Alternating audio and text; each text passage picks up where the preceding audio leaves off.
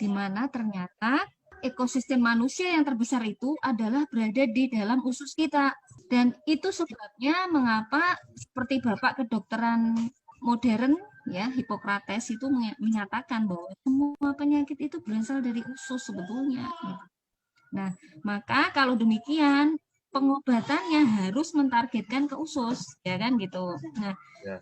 yang bisa mentargetkan ke usus itu adalah makanan, ya kan? Makanya mengapa Hippocrates itu mengatakan jadikanlah makanan sebagai obatmu. Otomatis diperlukan makanan yang bersifat fungsional ya, yang bisa memperbaiki usus ya, bisa membersihkan usus, dan dia punya kemampuan juga memperbaiki ekosistem. Salah satu yang menyebabkan autoimun adalah karena dinding usus yang renggang.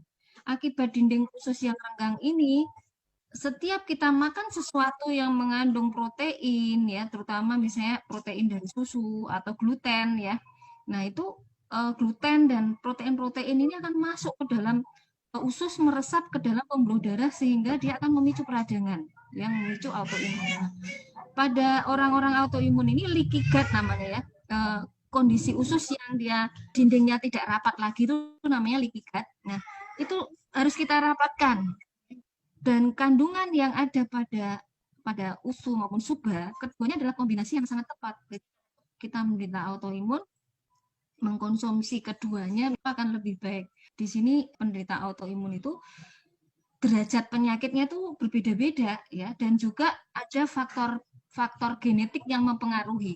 Jadi, misalnya pada autoimun yang jenis inflammatory bowel disease ya, yaitu suatu penyakit autoimun yang menyerang usus besar yang berupa peradangan pada usus yang kronik yang menyebabkan gejala dan tanda berupa diare kronik. Nah, pada orang-orang seperti ini ada orang yang dia mengalami seperti itu karena faktor genetik di mana dia gagal mengenali bakteri baik itu sebagai temannya.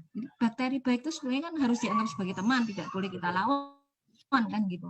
Nah, pada orang-orang yang mengalami gangguan pengenalan terhadap baik ini, tentunya kita harus sangat hati-hati memberikan ya, karena dia selain dia punya gangguan genetik, dia juga ususnya kemungkinan sudah rusak itu, sudah bolong-bolong ibaratnya.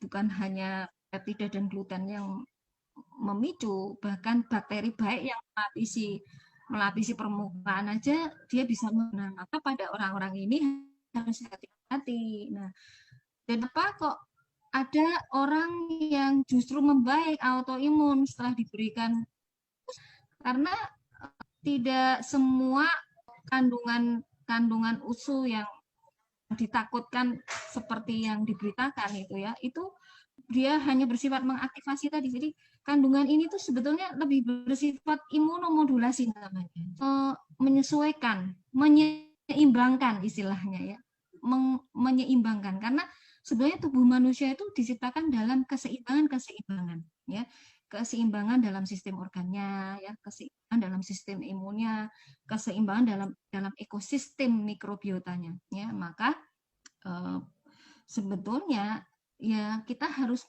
menggunakan terapi-terapi yang mentargetkan usus. Nah, maka sebenarnya kebaikan dari produk-produk AFC itu di situ. Dan sekarang ini eranya pengobatan tuh ke arah sana. Jadi sebenarnya untuk autoimun nggak ada masalah untuk konsumsi produk kita dong?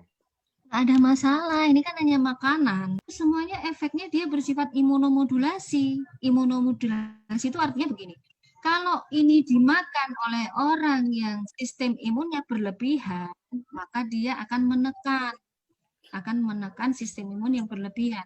Tapi kalau ini dimakan oleh orang yang sistem imunnya lemah, maka akan menaikkan sistem imun.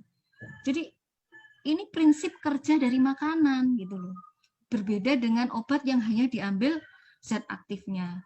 Kalau kamu mau bilang setelah makan usu kamu kok jadi kambuh, bentar, kan ada faktor lain, pola makannya, pola hidupnya dia, ya kan, faktor genetik mungkin, ya kan. Jadi harus dilihat semua faktor itu. Nggak bisa kita menuduh, mengkambing hitamkan usu kalau ternyata dia banyak faktor perancu yang lainnya. Kalau kita mau mengatakan ini sebagai faktor penyebab, tidak semudah itu, ya harus diteliti.